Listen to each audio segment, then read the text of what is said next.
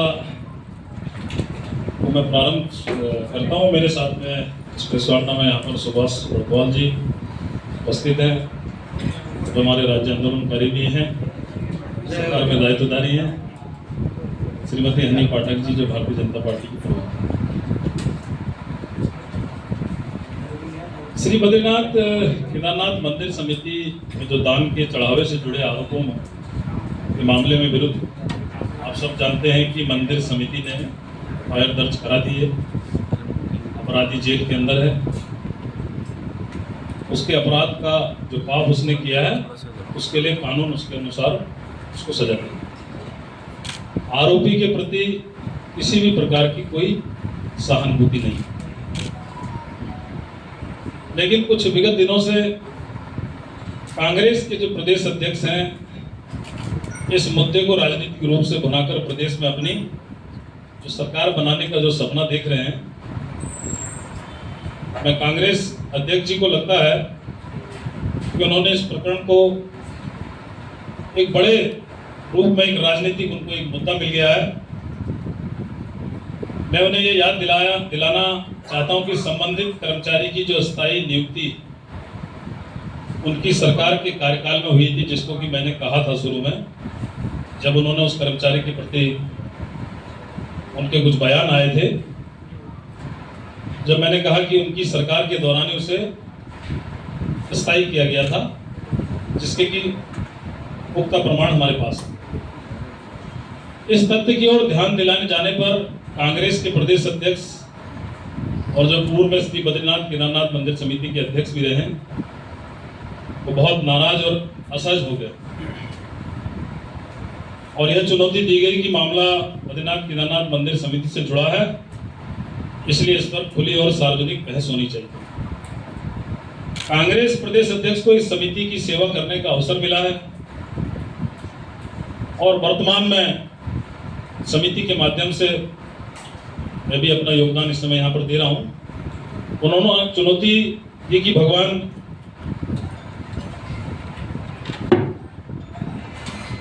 जो उन्होंने आरोप लगाए थे, तो फेसबुक पर जब मेरे द्वारा उनको जब इस विषय पर बोला गया, उसका जवाब दिया गया, तो उन्होंने कहा कि मैं कल प्रेस क्लब में जो है 12:30 बजे आऊँगा और मैं आपको आमंत्रित करता हूँ। मैं आज भी अपनी उस बात पर कायम हूँ कि मैं कहीं भी बहस करने के लिए तैयार हूँ। तो कहीं का मतलब वो प्रेस क्लब या गांधी मैदान नहीं, उसको मैं भी आपको डिटेल से उसके बारे में आगे बताऊंगा।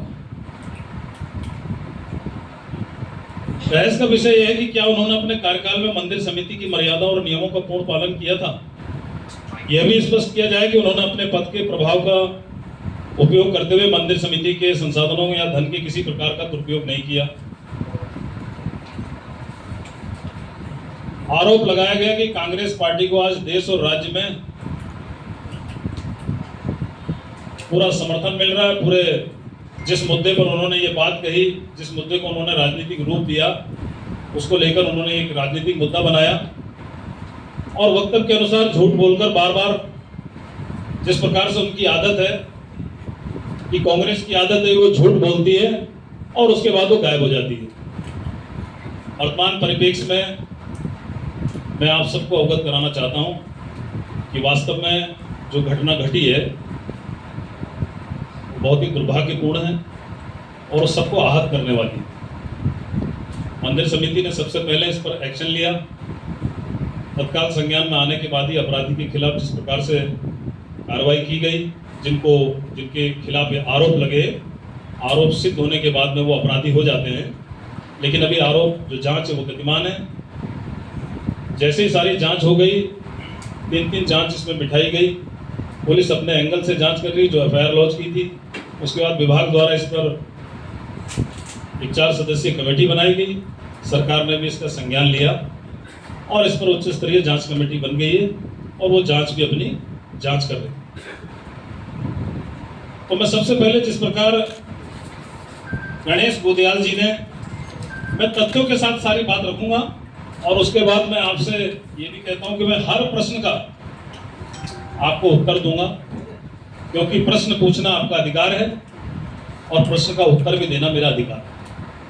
तो सभी लोग पहले मेरे विषय और मेरी बातों को सुन लेंगे, उसके बाद मैं आपके सभी प्रश्नों का उत्तर दूंगा। जो वर्तमान में जो परिप्रेक्ष्य में जो विषय इस समय चल रहा है,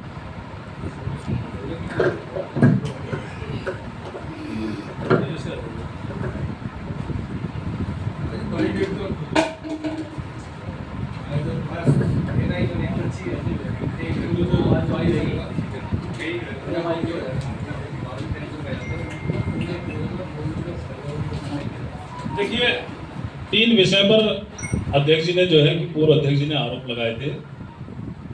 जिस कर्मचारी के बारे में उन्होंने कहा, जिसको मेरा निजी सचिव के रूप में प्रचारित किया जा रहा था, मैं आपको बताना चाहता हूं कि ऑफिस बेरर की एक व्यक्तिगत सहायक की एक पोस्ट होती है, उस पोस्ट पर उनकी नियुक्ति थी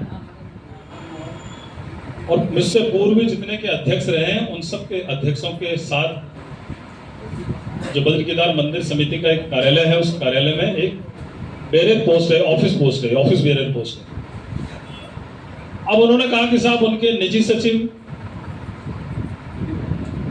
तो मैं बताना चाहता हूं कि गणेश गोदियाल जी सबसे लंबे समय तक मंदिर समिति के अध्यक्ष रहे। 5 साल 4 महीने का कार्यकाल उनका मंदिर समिति में रहा, जो राज्य बनने के बाद मैं समझता हूँ सबसे लंबे समय तक उन्होंने उस मंदिर समिति में कार्य किया। उन्होंने जिस व्यक्ति के बारे में कहा है कि मेरे कल मैं देख रहा था एक प्रेस वार्ता में कि वो कह रहे थे कि साहब वो तो मेरे कार्यकाल में नियुक्ति नहीं हुई है और ये तो सरकार और शासन से वो पद आया था, वो सारे पद आए थे, मैंने वो नियुक्ति की। ये बात सही है कि शासन में 2010 में वो प्रस्ताव गया था, यहाँ पर जो भी नियुक्तियां होती हैं वो शासन के निर्देशों पर ही और शासन में जो सेवा नियमावली राज्य सरकार की उसी सरकार के नियमों पर ही यहाँ पर सारे कार्य होते हैं।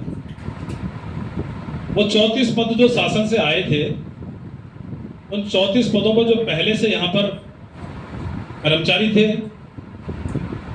नियमित कर्मचारी, अस्थायी कर्मचारी के रूप में कुछ लोग काम कर रहे थे, उन्हीं को उसमें समाजित कर दिया गया और वो 34 पदों की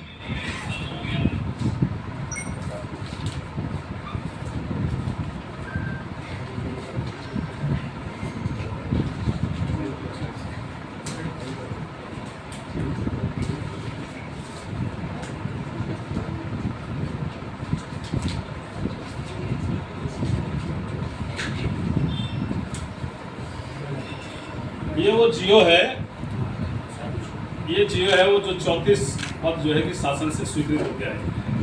मैं दिखा रहा हूँ, देख लीजिए आप।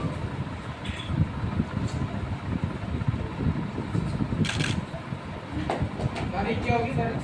ये तारीख है 14 अगस्त 2012 को शासन से ये स्वीकृत हुए थे। इसमें जो 10 नंबर पर आप देख रहे हैं येलो से मार्क कर रखा है इंटरनेट कोऑर्डिनेटर, ये एक पद ये भी आया था 2800 ग्रेड पे का। उसके बाद ये जब शासन से पद स्वीकृत हो गए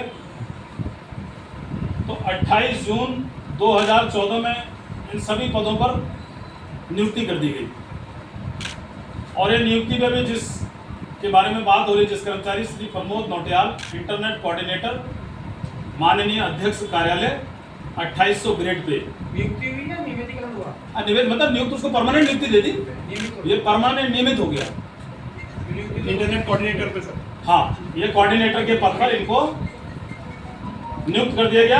28 जून नियमित हो गए, मतलब नियमित कर्मचारी हो गए, जो पद आए थे उन पद के सापेक्ष में इन सबको नियुक्त कर दिया गया। नियमित भी हुए इंटरनेट कोऑर्डिनेटर पे। इंटरनेट कोऑर्डिनेटर में ये है ना, शासनादेश जियो जो आया वो जियो में सिर्फ पद आते हैं, जो कल बता रहे थे कि शासन से आया था और शासन से आया था ये पद और इसमें नाम आए थे। ये पद पहले स्वीकृत हुए थे, जो जियो मैंने दिखाया आपको, ये 34 पद है। देखिए नीचे लिखा हुआ है 34 पद है स्वीकृत है और इसमें एक इंटरनेट कोऑर्डिनेटर का पद भी है जो एक ही पद था और उस पद पर इनकी नियुक्ति हो गई। सर इस पद के बारे में बता दीजिए, इसकी क्या इंपॉर्टेंस है, किस तरह का? हाँ मैं बता रहा हूँ, मैं जो सारे विषय बता रहा हूँ, पहले मैं बात बता दूँ ये कैसे हुआ और कैसे किस तरह से इस पर सारी एक बार एक एक तथ्य के साथ आप बात सुन लीजिए। इनकी नियुक्ति हो गई, इनको परमानेंट कर दिया गया इन्हीं 34 लोगों को 28 जून 2014 में, जब इनका कार्यकाल होता है। 12 में शासन से स्वीकृत हुए और 14 में इनको नियमित कर दिया गया। उसके बाद